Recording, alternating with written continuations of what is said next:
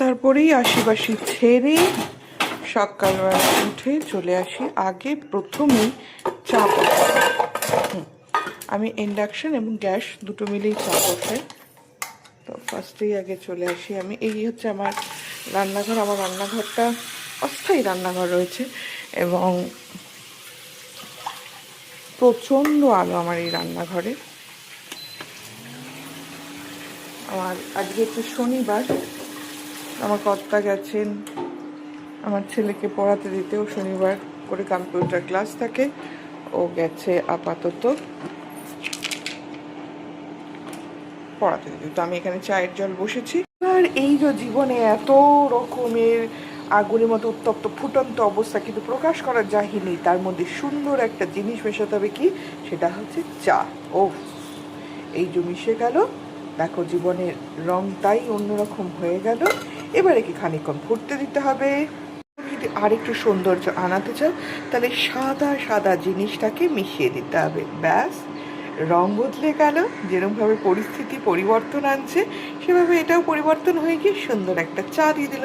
তো good morning vibes with the good চা। আজকে আমার কর্তা আসলে, আর এখানে সকালে কি কি রান্না হবে জিনিসপত্র বার করা হচ্ছে, এগুলো কাটাকুটি করা হবে, চা খেতে খেতে কাটা হবে। বাট এখন আমি যাব পুজো দিতে।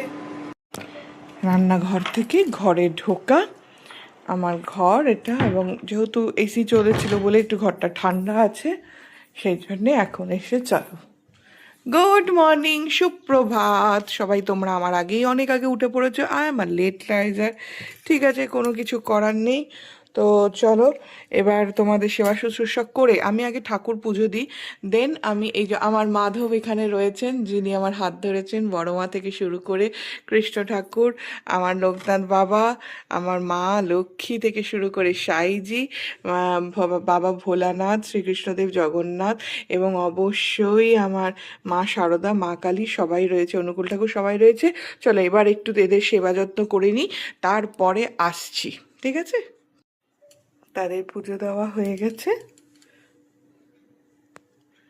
সকলের মঙ্গল করো, সহায় হো।